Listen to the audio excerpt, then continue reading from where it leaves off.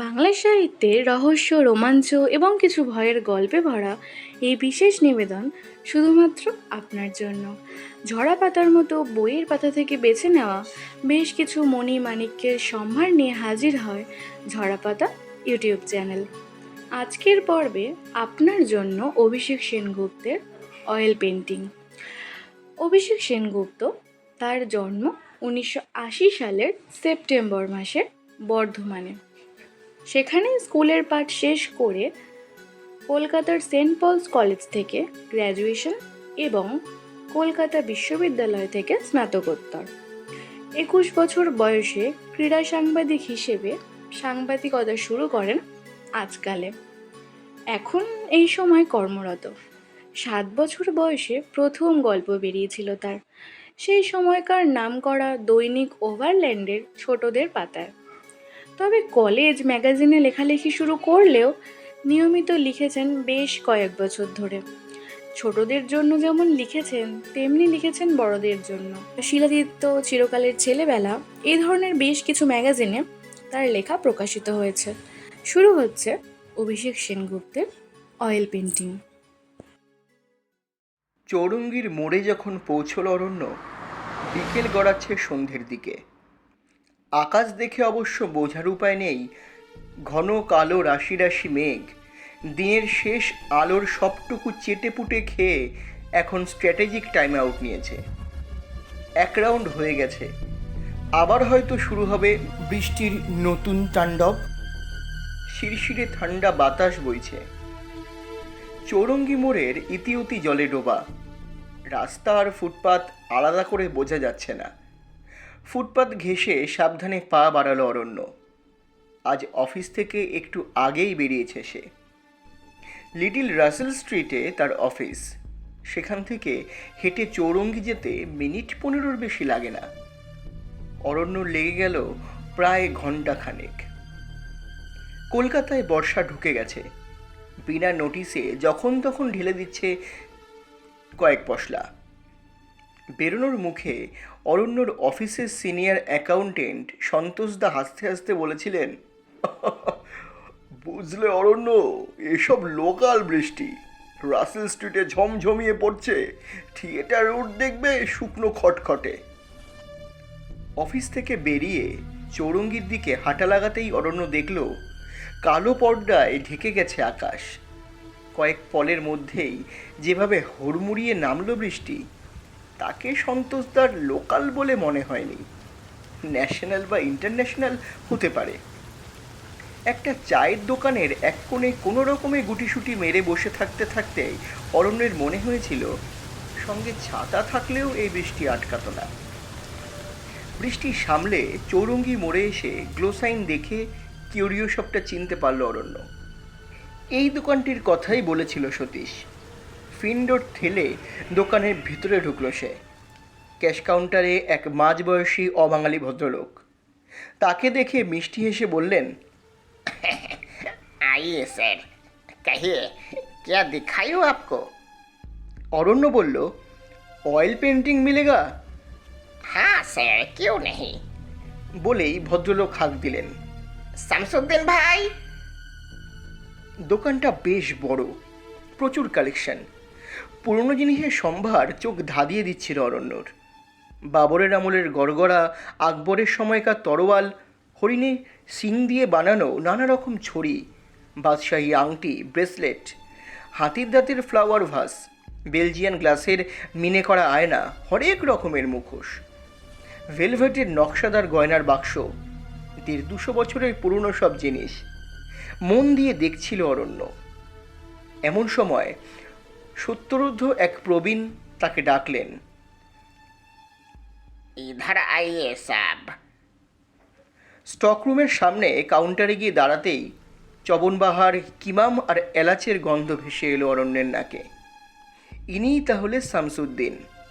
দুধসাদা পাঠানি কুর্তা পরেছেন বৃদ্ধ। চোখে যত্ন করে পরা সুরমা রহস্যময় করে তুলেছে। ডান গালে মটরের দানার মতো একটা আঁচিল, ছুচলো দাড়ি, গা থেকে ভেসে আসছে মৃদু অথচ আচ্ছন্ন করা আতরের গন্ধ। শামসুদ্দিন আয়েশ করে পান চিবোতে চিবোতে প্রশ্ন করলেন, हाइट कैसा হবে साहब? কোথায় রাখবেন? ড্রয়িং রুম কে লিয়ে या বেডরুম? অরণ্য বুঝল এরা খদ্দেরের মন মতো জিনিসই দেওয়ার চেষ্টা করে। শামসুদ্দিন ভাই, 5 ফিটের মতো হাইট, ড্রয়িং রুমে রাখবো। তবে সিনারি গোছের কিছু চাইছি না, একটু অন্যরকম। জবাব দিয়েই অরণ্য মোবাইলের ফটো গ্যালারি খুলে ড্রয়িং রুমের ছবি দেখালো শামসুদ্দিনকে। বৃদ্ধ মিষ্টি হেসে বললেন, 16/2 भवानीपुर, अग्रवाल साहब की लॉर्ड हाउस। একটু থেমে ফের বললেন, हाँ, इसके लिए एक खास ऑयल पेंटिंग दिखाते पारबो आपनाको। ছবি দেখেই বৃদ্ধ চিনে গেছেন বাংলোটা। সতীশ বলেছিল এই কিরিও শপ থেকেই একটা সময় আগরওয়াল সাহেবের বাংলোতে নিয়মিত জিনিসপত্র যেত। তবে লর্ড বাংলো খুব ভালো করেই চেনেন শামসুদ্দিনের মতো পুরনো কর্মচারীরা। স্টক রুমে ঢুকে গেলেন শামসুদ্দিন। সাদা সিল্কের কাপড়ে মোড়া প্রায় 5 ফুট লম্বা একটা পেন্টিং নিয়ে বেরিয়ে এলেন। পেন্টিংয়ের কভারটা খুলতে খুলতেই শামসুদ্দিন বলেন, স্যার, একদম খাস চিজ আছে, পছন্দ হবেই আপনার। পেন্টিংটা দেখেই মন ভরে গেল অরণ্যের। ছবিটা একটা ব্রিটিশ বাচ্চার, মাথা ভর্তি সোনালি চুল, দুষ্টুমি ভরা নীল চোখ, গোলাপি গাল, লালচে ঠোঁটের কোণ বেয়ে গড়িয়ে পড়ছে লাল, অদ্ভুত হাসি মাখা মুখ, মাথাটা ঈষৎ বাঁ দিকে হেলানো, গলায় ফিনফিনে সোনার চেন, নীল রঙের একটা তোয়ালে জামা পরা, হলুদ রঙের হাফ প্যান্টের ওপর। বাচ্চাটা দু হাতে দুটো সোনালি বল, লাল রঙের কাশ্মীরি কার্পেটের ওপর বসে বাচ্চাটা। ছবিটার পেছনের দিকে দেখা যাচ্ছে মেটে রঙের কাঠের বেবিকট, কিছু খেলনাও রয়েছে ছড়িয়ে ছিটিয়ে। পেন্টিংয়ের তলায় দেখলো সোনালি রঙের লেখা 7 মার্চ 1888। তলায় আর্টিস্টের সই, অল্টার টমাস। साहब, 135 साल पुराना है ये पेंटिंग। ऑल्टर टमास साहब ने बनाया था। उस जमाने की जानी मानी पेंटर हुआ करते थे। सिर्फ 2 महीने के लिए आए थे कलकत्ता, तभी ये पेंटिंग बनाया गया था। এতক্ষণ কিউরিও শপে ছিল বলে অরণ্য বুঝতে পারেনি আবার বৃষ্টি শুরু হয়েছে, তবে একটু ধিমে তালে। তুলোর মতো নরম বৃষ্টির ফোঁটাগুলো যেন আদর করে দিচ্ছে। ট্যাক্সি ধরে ভবানীপুরে ফিরতে ফিরতেই চুপচুপে ভিজে যাওয়া শহরটাকে অন্য রকম লাগছিল। কলকাতা তার কাছে নতুন। অরণ্যের পদবী সিনা হলেও আসলে সে প্রবাসী বাঙালি। জন্ম ও বড় হওয়া দুটোই মুম্বাইয়ে। কলকাতায় এই প্রথম আসা। গার্মেন্টস টেকনোলজি নিয়ে বার্লিন ইউনিভার্সিটি থেকে ডিগ্রি কোর্স করার পর দেশ বিদেশের অনেকগুলো কোম্পানি অফার ছিল। কলকাতা বোধহয় টান ছিল অরণ্যকে। আগরওয়াল গার্মেন্টসের চাকরিটা ও নিয়েই নিল। ঋতুজা ডোডোকে নিয়ে 3 দিন হলো কলকাতায় এসেছে। আগরওয়াল সাহেবের ভবানীপুরের বাংলোই আপাতত ওর ঠিকানা। বাংলোটা এক কথায় অসাধারণ। ব্যস্ততম শহরের হৃদয়ে যে এমন এক টুকরো দ্বীপ থাকতে পারে অরণ্য ভাবেইনি। বাংলোটার নাম লর্ড হাউস। বিশাল গেট পেরিয়ে সেখানে পা দিয়ে মন ভরে গিয়েছিল অরণ্যের। কেয়ারটেকার সতীশ জানতো তারা আসবে। লর্ড বাংলোর সামনে তারা নামতেই হাসি মুখে এগিয়ে এসে বলেছিল, welcome sir, welcome welcome madam. Main gate পেরিয়ে মোরাম ঢালা রাস্তা, দুধারে গোলাপ আর মৌসুমি ফুলের বাগান। বাংলোর দরজায় পৌঁছে অভিভূত হয়ে গিয়েছিল ওরা। কালচে সোনালি রঙের মেহগিনি কাঠের আর্ক গেট। 150 বছরেরও বেশি পুরনো বাংলোটাকে যেন ঘিরে রয়েছে ইতিহাসের পরীক্ষা। ঋতুজা উপচে পড়া খুশি নিয়ে বলেছিল, অরণ্য, এমন বাংলোতে কখনো যে থাকবো ভাবিনি। আচ্ছা, স্বপ্ন দেখছি না তো? দোতলা বাংলোর নিচের তলায় drawing room, kitchen, guest room, ওপর তলায় 2টো বেডরুম। সতীশ একে একে সব ঘুরিয়ে দেখিয়েছিল। লর্ড বাংলো রোমান গথিক স্টাইলে বানানো। সেই সময়কার কলকাতার ইংরেজ স্থাপত্যের সঙ্গে মিল রেখেই এটাকে বানানো হয়েছিল। উডেন ফ্লোর, ফায়ারপ্লেস ঝকঝক করছে, cabinet, sideboard, dining table, bookcase সব অ্যান্টিক, লর্ড বাংলোর মতো। লং কেস ক্লকটাও এখনও টিকটিক করে জানাচ্ছে সময়। সতীশের বয়স প্রায় 50। 30 বছর কেয়ারটেকারের কাজ করছে এই বাংলোতে। ওর কাছেই শুনেছিল এই লর্ড বাংলোর ইতিহাস। 1860 সাল নাগাদ এই বাংলো তৈরি হয় পার্ক স্ট্রিট থেকে খানিক দূরে ভবানীপুরে। সে সময় কলকাতা সারা ভারতের রাজধানী। বাংলার লেফটেন্যান্ট গভর্নর ছিলেন সিসিল বিডন। তারই এক আত্মীয় আসেন লন্ডন থেকে, যিনি ছিলেন আর্কিটেক্ট। ভবানীপুরে তারই তত্ত্বাবধানে তৈরি হয় লর্ড বাংলো। তবে তখন এটা ছিল বাগান বাড়ি। পদস্থ ব্রিটিশ কর্মচারীরা এখানে পার্টি করতেন। বিকেল থেকে শুরু হতো খানাপিনা, চলতো রাতভর।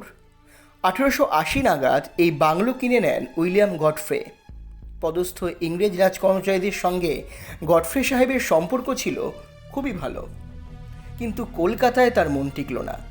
তার 8 মাসের বাচ্চা উইল ম্যালেরিয়ায় মারা যাওয়ার পর আর থাকতে চাননি। স্ত্রীকে নিয়ে ফিরে যান লন্ডনে। লর্ড বাংলো আবার চলে যায় ব্রিটিশ সরকারের হাতে। বাগান বাড়ির মতোই পড়েছিল দীর্ঘদিন। দেশ স্বাধীন হওয়ার কিছুদিন আগে এই বাংলো কেনেন কেসরিলাল আগরওয়াল, যিনি অরণ্যের বস সুরতওয়াল আগরওয়ালের বাবা। পরিবার নিয়ে মাসখানেক তিনিও ছিলেন এখানে। তারপর আলিপুরে অন্য একটি বাংলো কিনে চলে যান। তারপর থেকে লর্ড বাংলোই অফিসের গেস্ট হাউস। সেভাবে এখানে কেউ যে থাকে তা নয়, অফিসের কেউ কেউ এসে ওঠেন এখানে। কিছুদিন আগে চেন্নাই অফিস থেকে ট্রান্সফার হয়ে এসেছিলেন মূর্তিনারায়ণ। দিন 15 পর তিনিও চলে যান হায়দ্রাবাদে অফিসের দায়িত্ব নিয়ে। ফায়ারপ্লেস এখন আর ব্যবহার হয় না। তার সামনে রাখা কালচে কাঠের তেকোনা টেবিলের উপর রাখা বহু পুরনো একটা ক্যান্ডেল স্ট্যান্ড দেখছিল ঋতুজা। ফায়ারপ্লেসের ডান দিকের দেওয়ালে কালো বর্ডারের মতো দাগ। অনেক দিন দেওয়ালে কোনো ছবি ঝোলানো থাকলে যেমন হয়। ঋতুজা জানতে চেয়েছিল, এখানে কি আগে কোনো পেন্টিং ছিল? হ্যাঁ ম্যাডাম, পুরনো অনেক জিনিসে টিকিয়ে রাখা হয়েছে, কিন্তু ওটা নষ্ট হয়ে গেছে, তাই বাতিল করা হয়েছে। সতীশ জবাব দিয়েছিল। অরণ্যের দিকে তাকিয়ে ঋতুজা বলেছিল, এখানে একটা অয়েল পেন্টিং লাগালে দেওয়ালটা আরো খুলে যাবে। সতীশই তখন খোঁজ দিয়েছিল ওই কিউরিও শপটার। আগের রাতে বৃষ্টি বাদলার জন্য আর পেন্টিংটা দিয়ে যেতে পারেনি কিউরিও শপের ডেলিভারি বয়রা। সকালে দিয়ে গেল।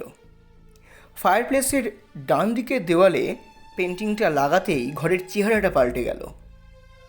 ঋতুজাও ছবিটা দেখে মুগ্ধ। সবচেয়ে খুশি হয়েছে যেন ডোডো। ও যেন নতুন বন্ধু পেয়েছে। মাত্র 7 মাস বয়স, এখনও হাঁটতে শেখেনি ডোডো। হামাগুড়ি দেয়। ঋতুজা কোল থেকে নামিয়ে দিতেই হামা দিয়ে চলে গেল ছবিটার সামনে। হাসি মুখে তাকিয়ে রয়েছে ছবিটার বাচ্চাটার দিকে। খিলখিল করে হাসছে আর নানা রকম আওয়াজ করে যেন কথা বলছে ছবির বাচ্চাটার সঙ্গে। বন্ধুর সঙ্গে খেলায় মেতে উঠেছে যেন ডোডো। অফিসে ঢোকার পর কাজের চাপে আর মাথা তুলতে পারেনি অরণ্য। আগরওয়াল গার্মেন্টস বিদেশে প্রচুর মাল রপ্তানি করে। এই সেকশনটাই আপাতত দেখছে অরণ্য। বিস্তর কাজ। কাল আবার ফ্যাক্টরি সুপারভাইজ করতে যেতে হবে। যাবতীয় হোমওয়ার্ক সেরে রাখছিল অরণ্য। প্রাইভেট সেক্টরের টিফিন টাইম বলে কিছু হয় না। যে যার মতো কাজের ফাঁকে লাঞ্চ বা টিফিন সেরে নেয়। ছোট্ট একটা প্যান্ট্রি আছে। স্যান্ডউইচ আর আমেরিকানো আনিয়ে নিয়েছিল সে।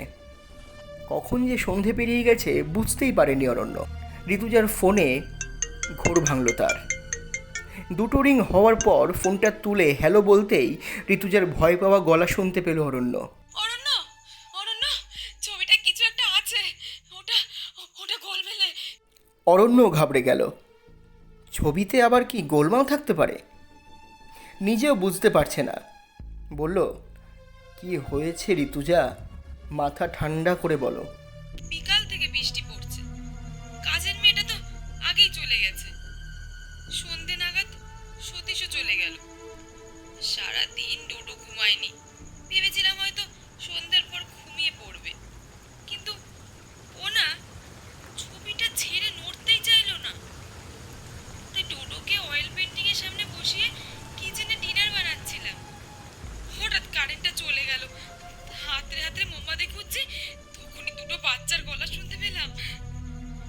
বাইরে তো বৃষ্টি পড়ছে ঝমঝম করে।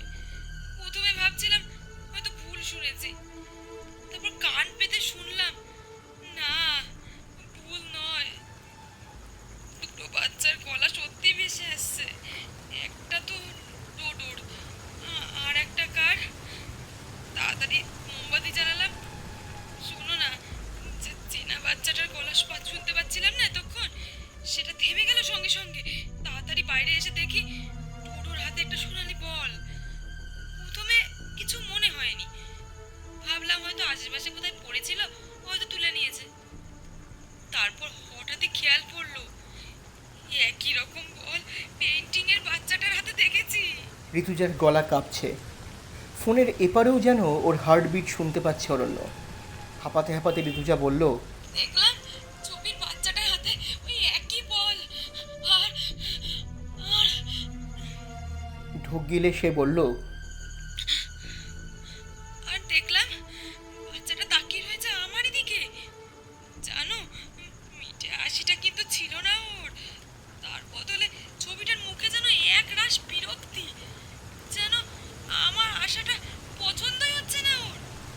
মোমবাতির আলোয় স্পষ্ট দেখলাম নীল নয়, ওর চোখ দুটো লাল। কারেন্টটা এলো তখনই, নিমেষে পাল্টে গেল সবকিছু। অবাক হয়ে দেখলাম ছবির বাচ্চাটা ঠিক আগের মতোই রয়েছে। দুটো সোনালি বলই ওর হাতে, ডোডোর হাত শূন্য। ঋতুজার কথা শুনে অরণ্য থমকে গেল। ওই সুন্দর নির্মল ছবিটা কি ভুল হয়নি তো ঋতুজার? এ আবার হয় নাকি? না না, ও ভুলই দেখেছে।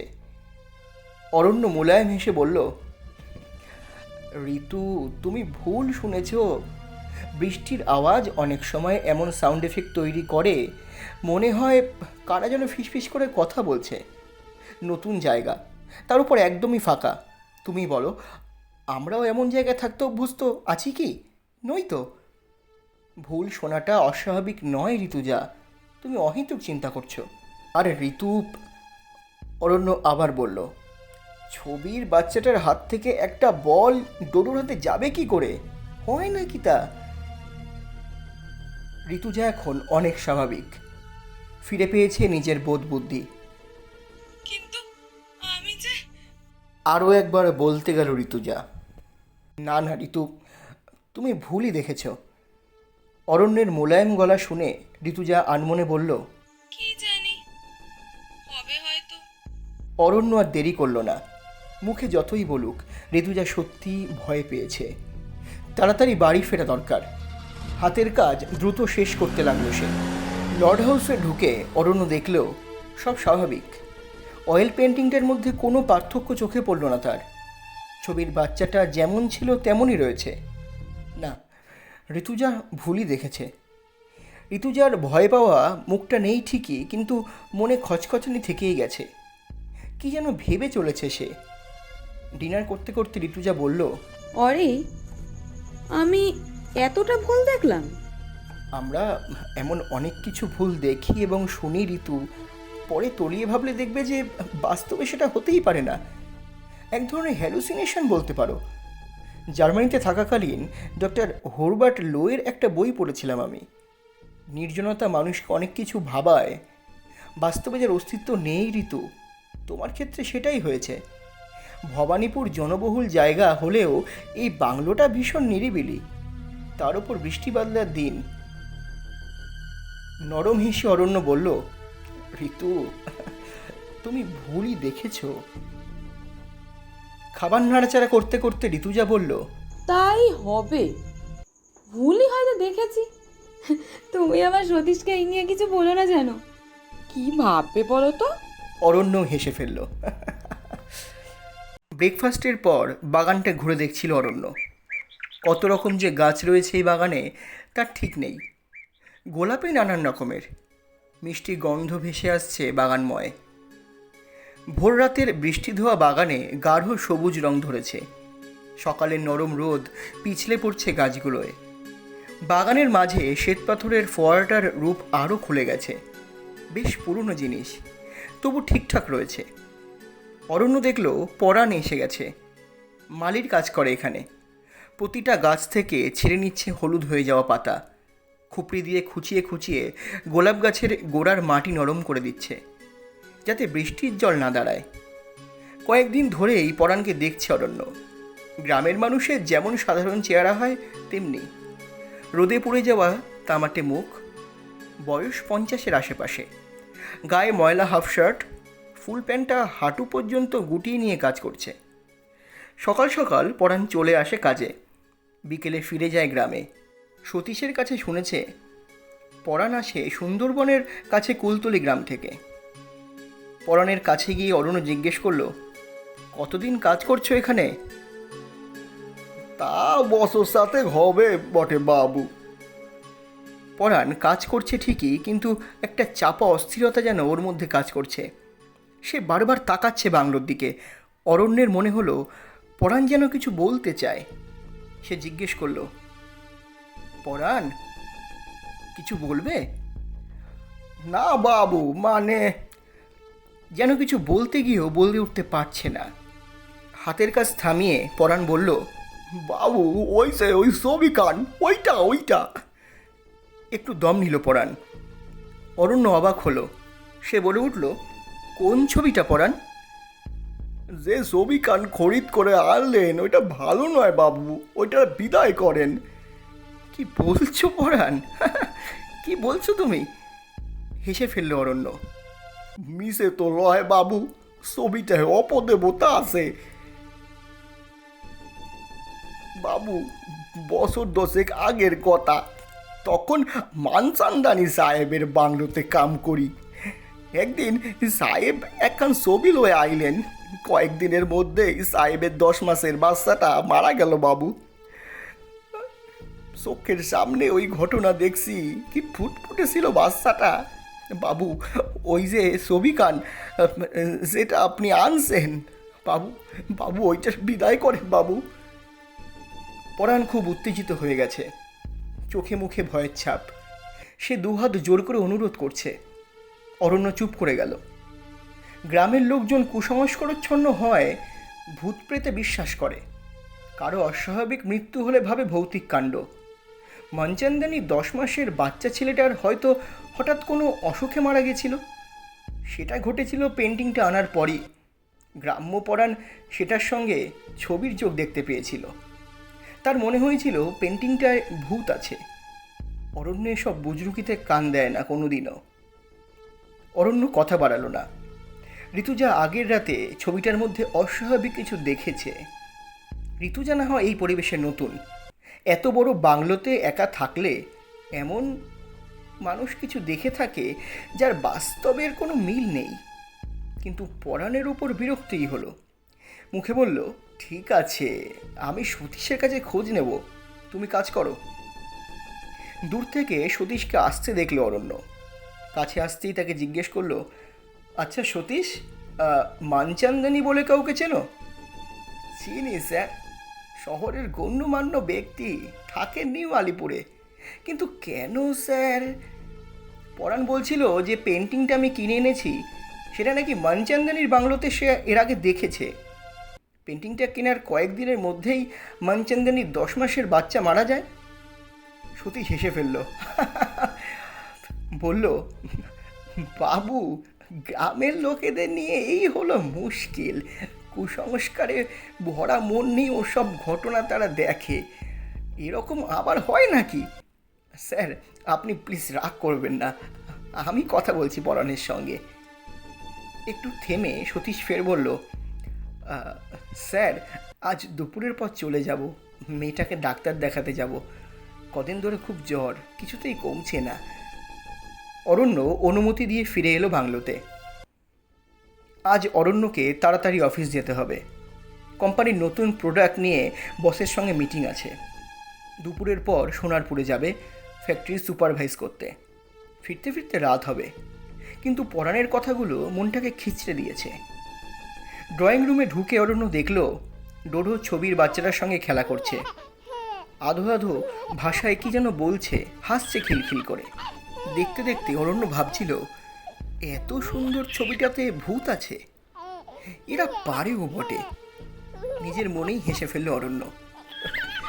ঋতুজার সঙ্গে এ নিয়ে আলোচনা করলো না, বললে আরও ভয় পেয়ে যাবে।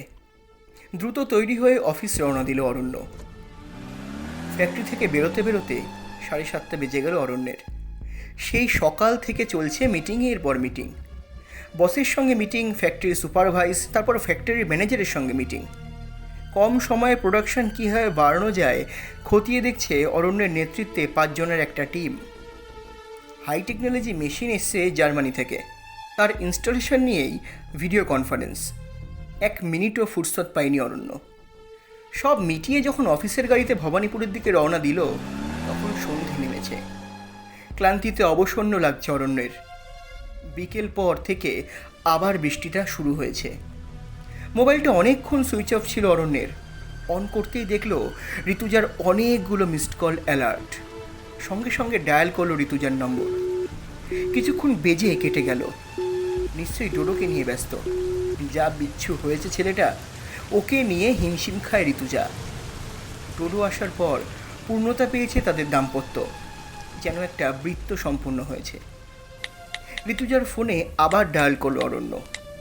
2টো রিং হওয়ার পর ফোনটা রিসিভ করলো ঋতুজা। এই ঋতু, তুমি ফোন করেছিলে? আমি অফিসের মিটিংয়ে।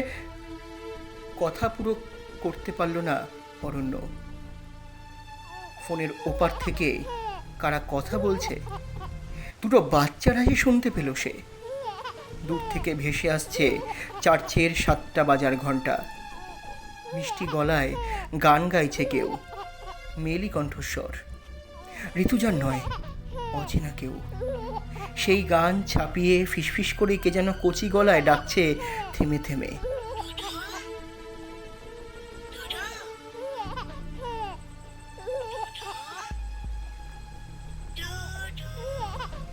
ডোডোর হাসি শুনতে পেল অরণ্য। কে ডাকছে ওকে? ঋতু, ঋতু। ঢোক গিলে কাপা গলায় ফিসফিস করে বলল অরণ্য। তার সমস্ত বোধ বুদ্ধি বিচার হারিয়ে ফেলেছে অরণ্য। এসি গাড়িতে বসেও কুলকুল করে ঘামতে শুরু করেছে অরণ্য। হাতের কাঁপুনি টের পাচ্ছে সে। ফোনের ওপার থেকে অরণ্য শুনতে পেল কে যেন খুব ভালোবেসে ডোডোকে কাছে টানছে।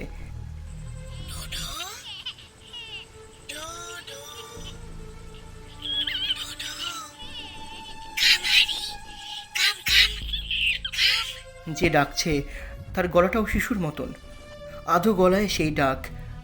অরণ্য ফোনটা কাটার চেষ্টা করলো, পারছে না। কিছুতেই ডিসকানেক্ট করছে না, করা যাচ্ছে না কলটা। 2টো বাচ্চার খিলখিল হাসির শব্দ আছড়ে পড়ছে ওপার থেকে, যেন 2টো বাচ্চা খেলায় মশগুল।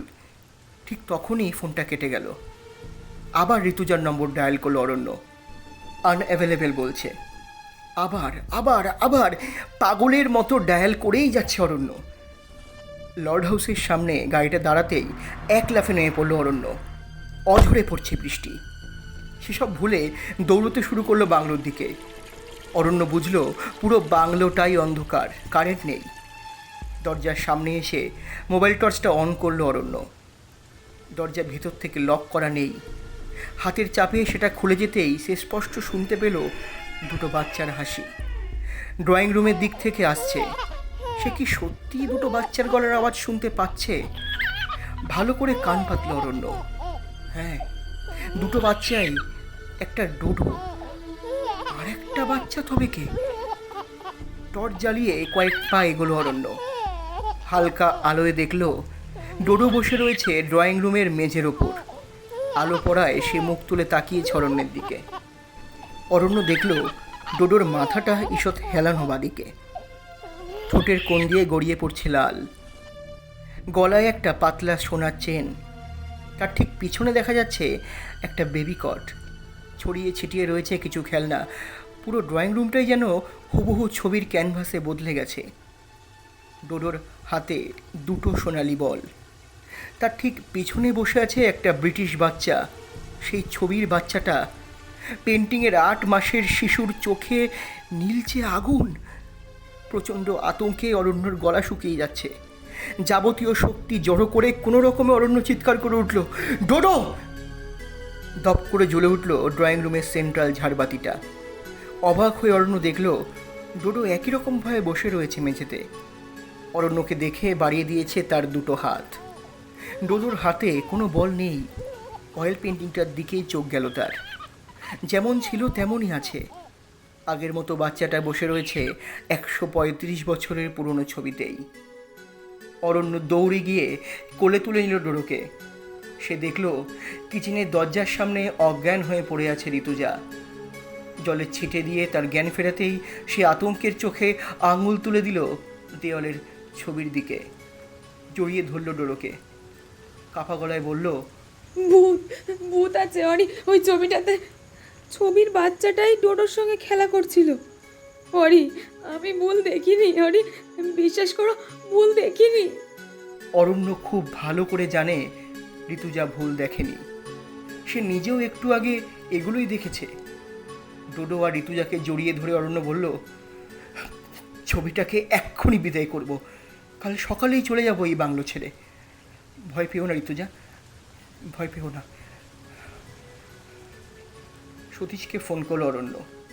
সে ধরতেই বলল, সতীশ, এখনই বাংলোতে এসো, ভীষণ বিপদ, দেরি করো না প্লিজ। কি হয়েছে স্যার? উদ্বেগ নিয়ে বলল সতীশ। সে জানে অরণ্যের কোনো সমস্যা হলে চাকরি হারাতে হতে পারে তাকে। অরণ্য বলল, পরাণ ভুল বলেনি সতীশ, ছবিটাতে কিছু একটা আছে। শুধু ঋতুজা নয়, আমিও দেখেছি। ঋতুজা ডোডোকে নিয়ে সে এখন বসে রয়েছে ডাইনিং টেবিলে। সামনের দেওয়ালে ঝুলছে পেন্টিংটা। সেন্ট্রাল ঝাড়বাতিটা অদ্ভুত আলোহাদারি বলয় তৈরি করেছে ড্রয়িং রুমের দেওয়ালে। ছবির বাচ্চার কোনো পরিবর্তন আর দেখা যায়নি। কিন্তু কিছুক্ষণ আগে অরণ্য যা দেখেছে তা মিথ্যে নয়।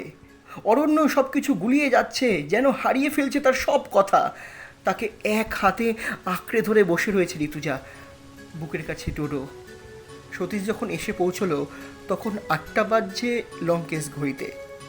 সতীশকে দেখে প্রাণ ফিরে পেল অরণ্য। সতীশ বলল, স্যার, পরাণের সঙ্গে আমিও পরে কথা বলেছি। ওর কথা শুনে মনে হয়েছিল গ্রাম্য লোক, কুসংস্কারে ভরা। কি দেখতে কি দেখেছে। সারাদিন ব্যাপারটা মাথায় ঘুরছিল, বুঝলেন। মেয়েটাকে সন্ধে ডাক্তার দেখানোর পর ভাবলাম নিউ আলিপুর খুব দূরে নয়, একবার ঘুরেই আসি।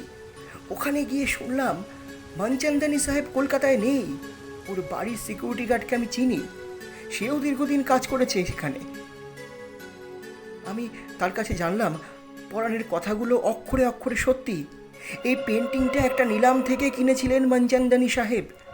3 দিনের মাথায় তার 8 মাসের বাচ্চাটা মারা যায়। মনচন্দানী সাহেবেরও বাচ্চাটাও নাকি পেন্টিংটার সামনে সারাক্ষণ বসে থাকতো।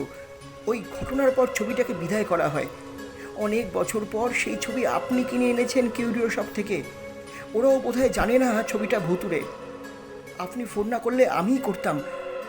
দেরি করলাম না স্যার, আপনিও দেরি করবেন না। চলুন পেন্টিংটা এখনই ফেরত দিয়ে আসি। সতীশ নিজেই দেওয়াল থেকে নামালো ছবিটা। দ্রুত মুড়ে ফেললো সাদা সিল্কের কাপড়ে, তার উপর চাপিয়ে দিল পলিথিন পেপার। বাইরে তখনও বৃষ্টি পড়ছে। ট্যাক্সি ডেকে তার মাথাতেই বেঁধে দিল ছবিটা। সতীশকে ঋতুজা আর ডোডোর সঙ্গে রেখেই অরণ্য একাই রওনা দিল চৌরঙ্গের দিকে। কিউরিও শপটা তখন বন্ধ হওয়ার মুখে। ক্যাশ মিলিয়ে নিচ্ছেন মালিক। উদ্ভ্রান্ত অরণ্যকে হুড়মুড় করে কিউরিও শপে ঢুকতে দেখে অবাক হয়ে গেলেন তিনি। কোনো ভনিতা না করেই অরণ্য বলল, এই ছবিটা ফেরত দিতে এসেছি।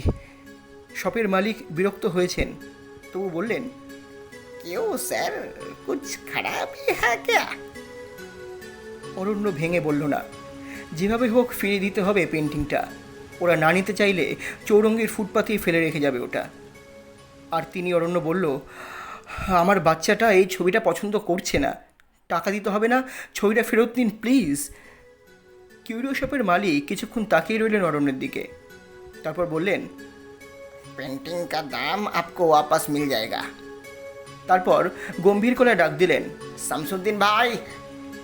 স্টকরুম থেকে বেরিয়ে এলেন সেই শামসুদ্দিন।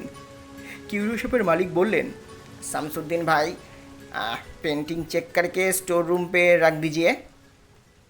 অরণ্যের দিকে তাকিয়ে বললেন, आपका पैसा लीजिए सर। অরণ্য এগিয়ে গেল ক্যাশ কাউন্টারের দিকে। শামসুদ্দিন তখন খুলে ফেলেছেন পলিথিন পেপার, সাদা সিল্কের কাপড়টাও। ক্যাশ কাউন্টার থেকে টাকা নিচ্ছিল অরণ্য। শামসুদ্দিনের ডাকে পিছন ফিরল সে। বুড়ো শামসুদ্দিন অদ্ভুত দৃষ্টিতে তাকিয়ে রয়েছে অরণ্যের দিকে। কয়েক মুহূর্ত সময় নিয়ে তাকে বলল, लेकिन साहब ये पेंटिंग तो हमने दिया नहीं। হ্যাঁ, কি বলছেন কি? উত্তেজিত পায়ে অরণ্য এগিয়ে গেল শামসুদ্দিনের দিকে। রেগে গিয়ে বলল, এই ছবিটাই তো নিয়ে গেলাম, ভুলে গেছেন নাকি? অরণ্যের সামনে ছবিটা তুলে ধরেছেন শামসুদ্দিন। এখন প্রবল বিস্ময়ে সে থতমত খেয়ে গেল। অরণ্য অবাক হয়ে দেখল পেন্টিংয়ে সব ঠিকঠাক আছে, ঠিক আগের মতোই। ছবির বাচ্চাটার চোখে মোহময়ী হাসি, ঠোঁটের কোণ থেকে গড়িয়ে পড়ছে লাল, মাথাটা বাঁদিকে ঈষৎ হেলানো, গলায় সোনার চেন, নীল রঙের স্লিভলেস জামা, হলুদ রঙের হাফ প্যান্ট। বাচ্চাটার হাতে দুটো সোনালি বল, লাল রঙের কাশ্মীরি কার্পেটের উপর বসে আছে সে। ছবিটায় পেছনের দিকে দেখা যাচ্ছে মেটে রঙের কাঠের বেবিকট, ছড়িয়ে ছিটিয়ে রয়েছে কিছু খেলনাও। প্রচণ্ড আতঙ্ক নিয়ে অরণ্য দেখল ছবির বাচ্চাটার মাথায় একরাশ কালো চুল। অরণ্য ভয় পেয়ে দুপা পিছিয়ে গেল। কোথায় সেই ব্রিটিশ বাচ্চাটা? তার বদলে এই অয়েল পেন্টিংয়ের ফ্রেমে রয়েছে তারই ছেলে ডোডো। কাপা হাতে মোবাইল বের করে ঋতুজার ফোনে একটা কল ডায়াল করলো অরণ্য। আনঅ্যাভেলেবেল। সতীশের ফোনও সাড়া দিচ্ছে না। ভয়ে আতঙ্কে ভবানীপুরের দিকে দৌড়তে শুরু করলো অরণ্য। দৌড়তে দৌড়তেই সে শুনতে পেল দুটো বাচ্চার খিলখিল করে হাসি। আধো গলায় কে যেন ডাকছে,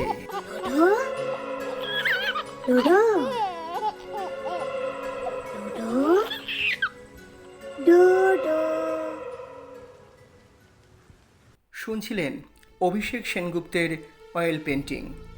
গল্প পাঠে এবং অরণ্যের ভূমিকায় আমি বিজয়। দোকানের মালিক শামসুদ্দিন ভাই, সতীশদা, পরাণ এবং সন্তোষদার ভূমিকায় ঝরাপাতা টিম, ঋতুজা এবং বাচ্চার ভূমিকায় তিথি।